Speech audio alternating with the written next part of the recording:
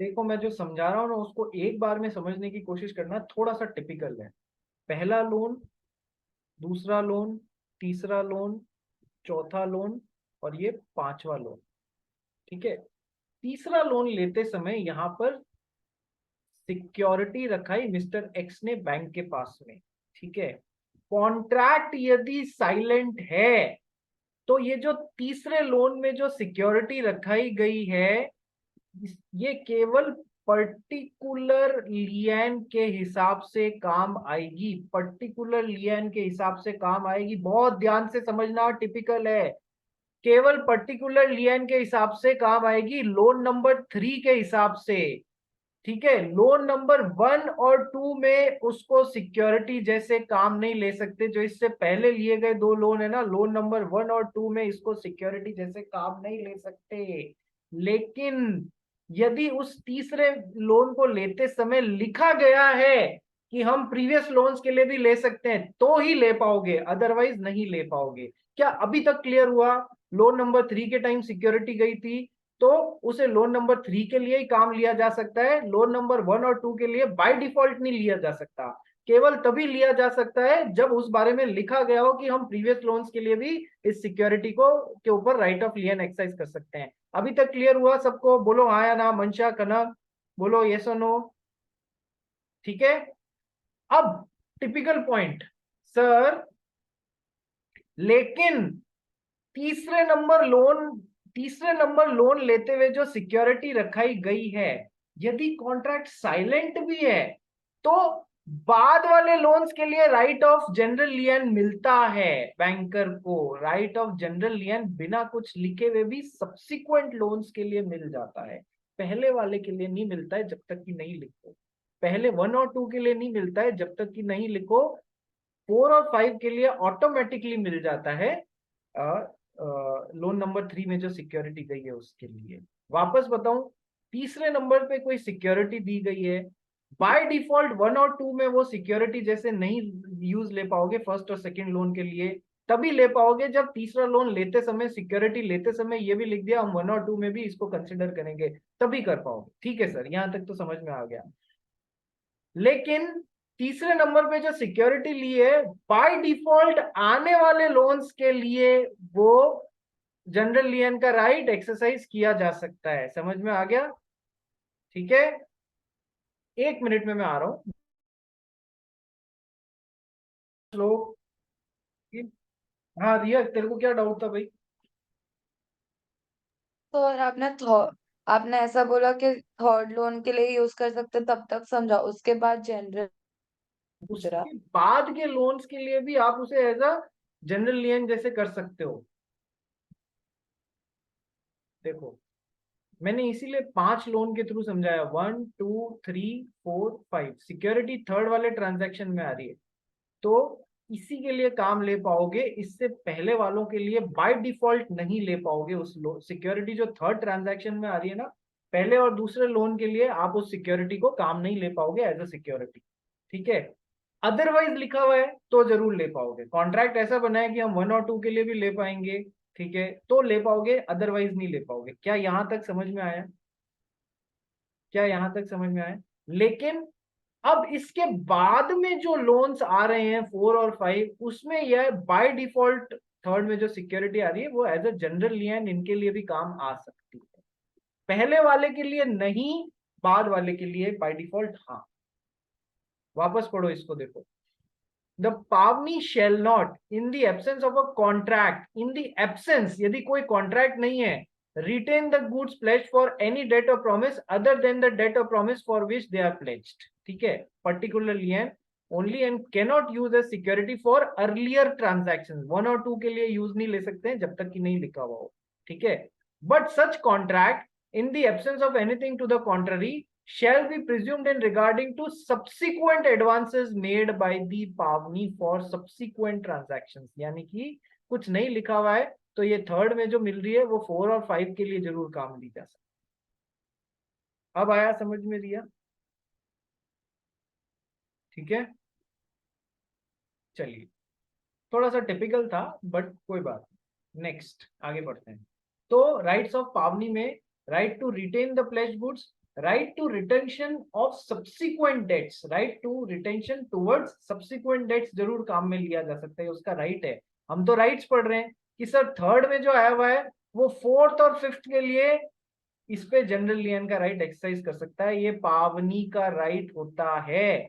Banker को अपन ने जब पर्टिकुलर लियन और जनरल लियन में फर्क पड़ रहे थे तब एक बताया था ना, जनरल लियन का राइट किसको मिलता है, कि जनरल लियन का राइट बैंकर को मिलता है। पढ़ो, वापस जाते हैं वहां पर, जनरल लियन और पर्टिकुलर लियन वाले टॉपिक पे चलते हैं। चलो अभी तुमको पता पड़ेगा, ये रहा देखो, जनरल लियन और पर्टिकुलर लियन में जनरल लियन का राइट किसको मिलता है, this right is available only to persons specified under section 171, that is bankers, factors bar sinker person। Banker का शब्द आ रहा है यहाँ पर या नहीं आ रहा है, सर उसको राइट ऑफ जनरल लियन मिलता है। बात समझ में आई? यस। और कैसे मिलता है वो अभी मैंने डिटेल में बता दिया, प्रीवियस के लिए बाय डिफॉल्ट नहीं, सब्सिक्वेंट के लिए बाय डिफॉल्ट मिल जाएगा, अदरवाइज लिखा है तो नहीं मिलेगा। ठीक है कि नहीं? यहाँ पर उन्होंने स्पेसिफाई कर दिया कि हमने ये जो दिया है वो सब्सिक्वेंट के लिए नहीं, तो फिर नहीं मिलेगा। कुछ लिखा ही नहीं है तो 4 और 5 के लिए जरूर जरूर मिलेगा, थर्ड की सिक्योरिटी को यूज करने का राइट। ठीक है, चलिए नेक्स्ट आता है। Third right of pawnee is right to extraordinary expenses. Right to extraordinary expenses कौन पढ़ेगा? मंशा पढ़ इसको।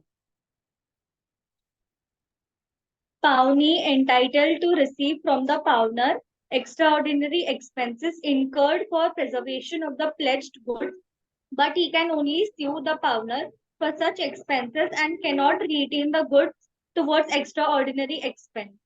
देखो, टुवर्ड्स एक्स्ट्रा ऑर्डिनरी एक्सपेंसेस, देखो यहां पर भी हमने कुछ पढ़ा है 173 में कि सर यहाँ पर necessary expenses incurred for possession or preservation of pledged goods, necessary जो है, नेसेसरी गुड्स, नेसेसरी एक्सपेंसेस। अब गाय है, गाय को जिंदा रखने के लिए उसको चारा पानी तो डालना पड़ेगा ना, तो वो तो नेसेसरी एक्सपेंसेस हो गया।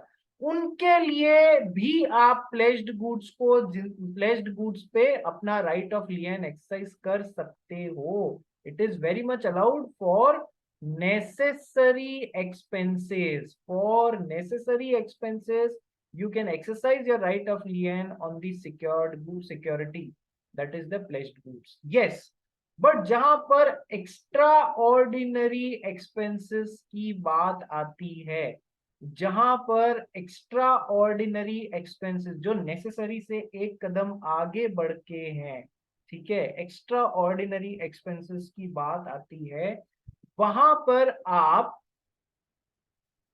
गुड्स के ऊपर राइट, आपको वो पाने का अधिकार तो है क्योंकि आपने वो किया है।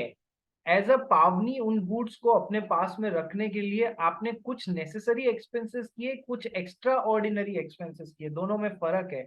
नेसेसरी एक्सपेंसेस के बिना तो वो काम हो ही नहीं सकता था। एक्स्ट्रा ऑर्डिनरी एक्सपेंसेस एक लेवल अब जाके हमको करने पड़े हैं। ठीक है, क्यों? ताकि गुड्स थोड़ा सा सही रहे या फिर थोड़ा सा एक्स्ट्रा अरेंजमेंट हमको करना पड़ा है उसके लिए।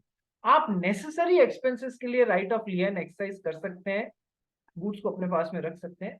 एक्स्ट्रा ऑर्डिनरी एक्सपेंसेस पाने का अधिकार है आपका, लेकिन इसके लिए आप सिक्योर्ड गुड्स के ऊपर राइट ऑफ लियन एक्सरसाइज नहीं कर सकते। दोनों में फर्क समझ में आया?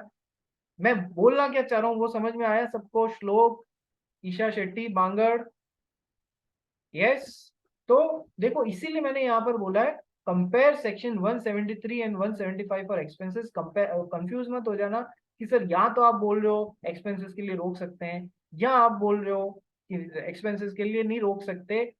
ठीक है, पार्टनर का राइट है, he can only sue the partner, कि वो पार्टनर का राइट है, पावनी का राइट है कि यदि पार्टनर उसे वो एक्स्ट्रा ऑर्डिनरी एक्सपेंसेस नहीं दे रहा है तो उसके लिए केस कर सकता है, लेकिन उसके लिए गुड्स को अपने पास में रिटेन करके नहीं रख सकता है। ठीक है, एक कदम आगे करके कोई एक्स्ट्रा, बहुत ज्यादा ही कोई एक्सपेंसेस हो गए जो कि नेसेसरी नहीं थे पर आपने किए, तो उसके लिए आप वसूल सकते हो, लेकिन आप उसके लिए राइट ऑफ लियन एक्सरसाइज नहीं करोगे गुड्स पे। ठीक है, point number 4, pawnee is right where pawnor makes a default. अब लोन चुकाना था, पावनर ने लोन नहीं चुकाया, यानी कि पावनर ने डिफॉल्ट मार दिया, तो पावनी के क्या क्या राइट है? If the pawnor defaults in repayment of debt or performance of promise, pawnee has the following rights. Right number A and right number B. Right to sue plus retain the pledged goods. देखो, mister X ने bank से उधार लिया, bank ने कहा security, mister X ने यहां पर कुछ पर्टिकुलर आइटम को सिक्योरिटी जैसे रखा दिया, रीपेमेंट का समय आ गया, मिस्टर एक्स ने रीपेमेंट नहीं कर पाए. जब मिस्टर एक्स रीपेमेंट नहीं कर पाए तो अब बैंक डिफॉल्ट हो गया, यानी कि अब बैंक के पास में क्या क्या राइट्स हैं? सबसे पहला राइट है कि मिस्टर एक्स के ऊपर केस ठोक सकती हैं और साथ में अपने गुड्स को, जो प्लेज्ड गुड्स हैं, उनको राइट ऑफ होल्डिंग या राइट ऑफ लियन भी एक्सरसाइज कर सकती है. दोनों, ये तो हो गया पहला right, right to sue plus retain the pledged goods. ठीक है. Pawnee may bring a suit against the pawnor regarding the debt or promise plus retain the goods pledged as a collateral security. Sir ये अपने पास में retain भी करके रख सकता है. ठीक है, ये तो पॉसिबल है कि यदि केस से हल नहीं निकला तो मैं इन गुड्स को बेचूंगा. ये पहले भी इन गुड्स को बेच सकता है, उसमें भी कोई प्रॉब्लम नहीं है, लेकिन कैसे कैसे ये हमको देखना रहेगा. पर पहला राइट कि सर केस भी ला सकता है और उन गुड्स को भी होल्ड करके रख सकता है. दूसरा राइट कि sir right to sell the goods.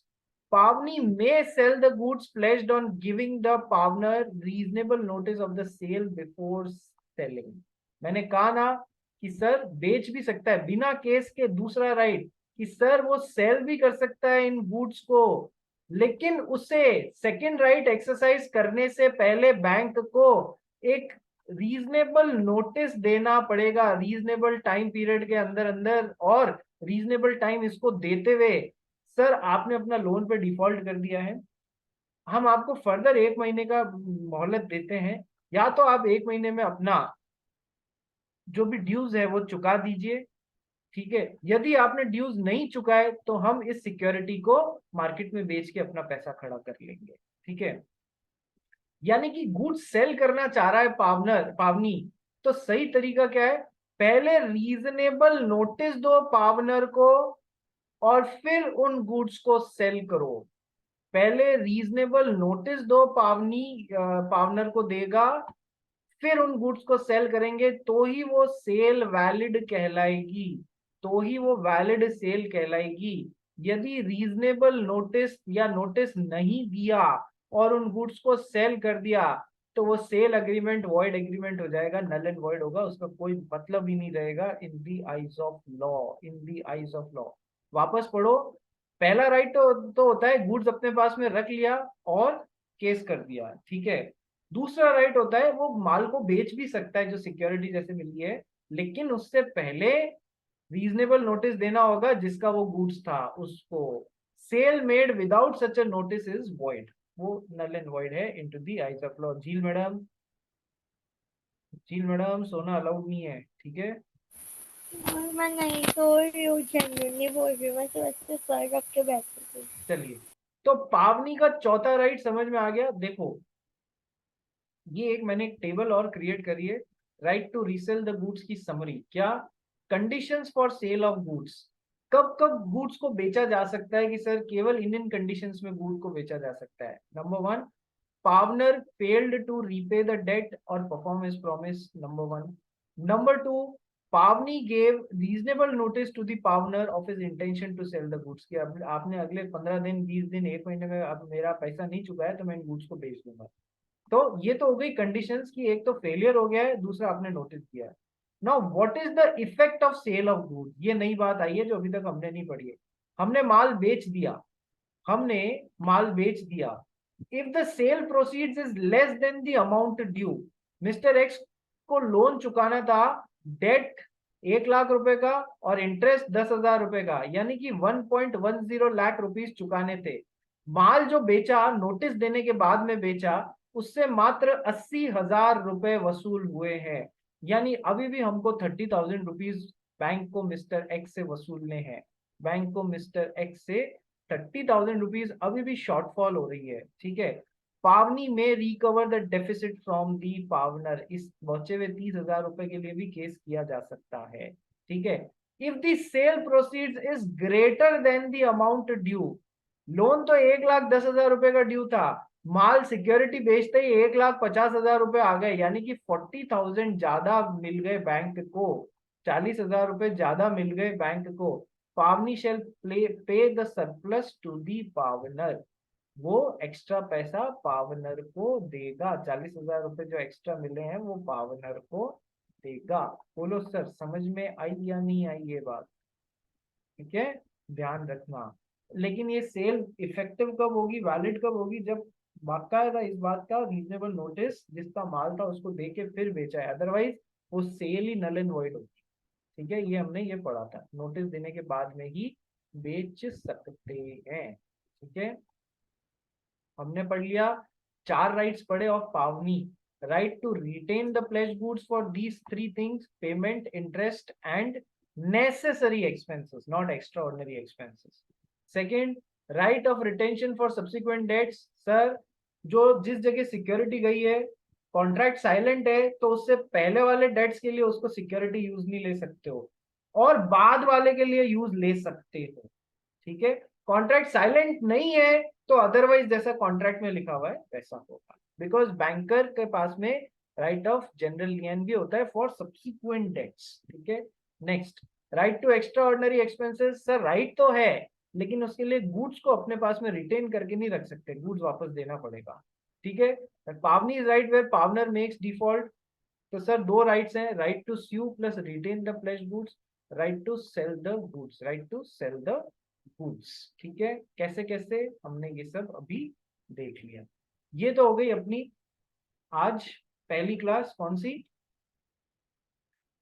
Special contracts की। अभी तुम्हारी नेक्स्ट क्लास कितनी बजे है? 4:30 पे है ना?